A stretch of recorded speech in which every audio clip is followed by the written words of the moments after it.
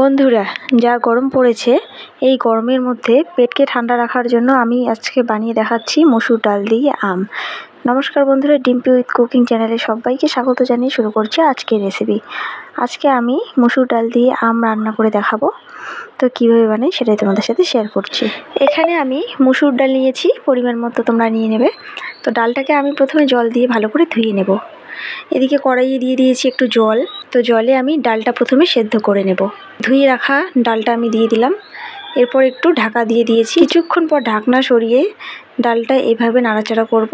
ডালের মধ্যে দিয়ে দিচ্ছি লবণ, হলুদ। ভালো করে এভাবে ডালটাকে মিশিয়ে নেব।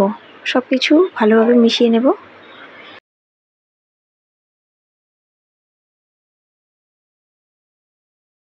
এবারে আমি দিয়ে দিচ্ছি একটু জল, বেশি জল দেব না, একটু কাটা দিয়ে দিচ্ছি।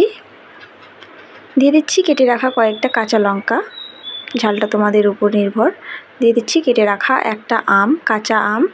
এবারে আমি অন্য একটি পাত্রে ডালটা নামিয়ে নিচ্ছি।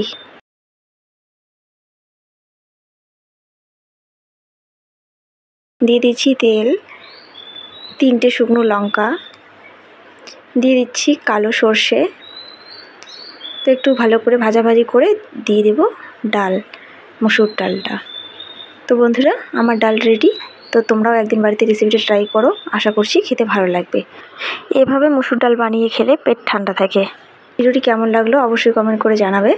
ভালো লাগলে লাইক, কমেন্ট আর বন্ধুদের সাথে অনেক অনেক শেয়ার করবে। তো আজকে এই পর্যন্তই, দেখা হচ্ছে নেক্সট এপিসোডে। ততক্ষণে সবাই ভালো থাকবে, সুস্থ থাকবে।